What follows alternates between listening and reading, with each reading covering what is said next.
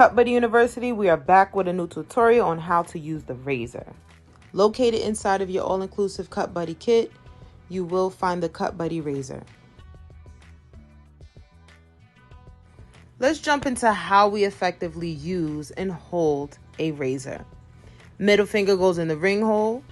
Ring finger goes on or rests on the tang. Index and thumb will sit above and below the shank. And you can lift open that shoulder or the flaps of the shoulder. Carefully take a blade, place it on the edge of that razor. Be careful. You want to line up the grooves or the notches with the holes or the dents on the edge of that razor. Close that flap. Lock in that flap. Press that blade as well as the edge of that razor blade on a hard surface to lock in the blade on that handle.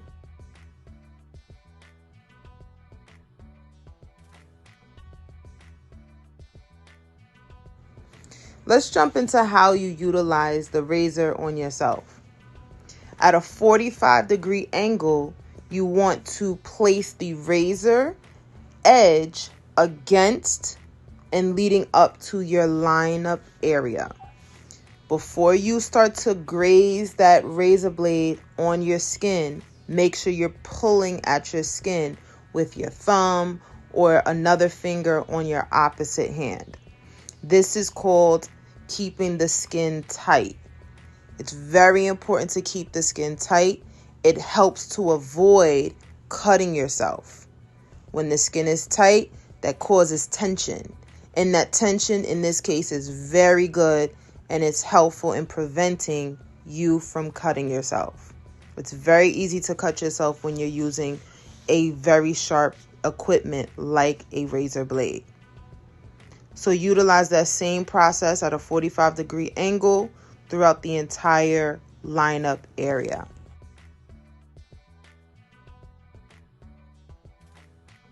Let's take a look at how you use the razor on your client. As always, clean the lineup area. Make sure the skin is as dry as possible because it helps to create a nice, clean, crispy edge. In your all-inclusive Cut Buddy kit, there is the Cut Buddy Lineup Enhancement Pencil that is included. Go ahead and take that out and use that to outline the edge of your client's hairline.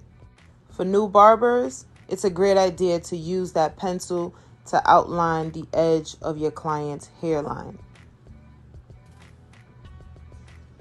Take your razor, middle finger goes into the ring hole, pinky on the tang, index finger on the top of the shank, thumb underneath the shank, pull at your client's skin, make it tight. At a 45-degree angle, place or drag the edge of the razor blade towards your client's edge up. So you're going up to that white line. Scrape at the white line a little bit. It's okay. As long as you keep the skin tight, you should not cut your client. Try to have a comb or a brush handy in the opposite hand because you want to be able to kind of brush off or knock off any loose hairs or maybe the residue from the white lineup pencil as you're dragging up to your client's hairline. So you want to create that ash-like effect on your client's hairline, but sometimes it's still a little bit too much buildup.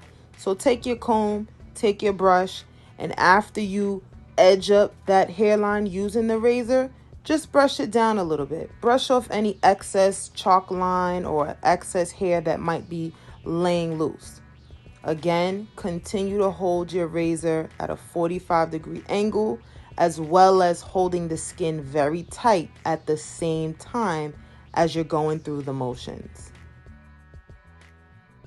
When you're done using the razor, again, take your comb or brush and just brush off any debris, any white lineup, any loose hairs, and then take your clippers, whether it's one of your sharpest clippers or the Cut Buddy clipper, and hit that lineup one more time because We want the client to have that ash look effect on their hairline. You don't necessarily want to see too much of the white chalk line, but you do want to create that effect of having that straight, crispy hairline. A little detail work never hurts. Go ahead, grab that razor one more time. Pull at your client's skin, make it nice and tight, and go ahead, use that razor to edge up one final time. You'll repeat this same process on the opposite side of your client's head. Here we have it, ladies and gentlemen, the complete look using the Cut Buddy razor. Here we have the finished look of the client's front hairline and beard line utilizing the Cut Buddy razor.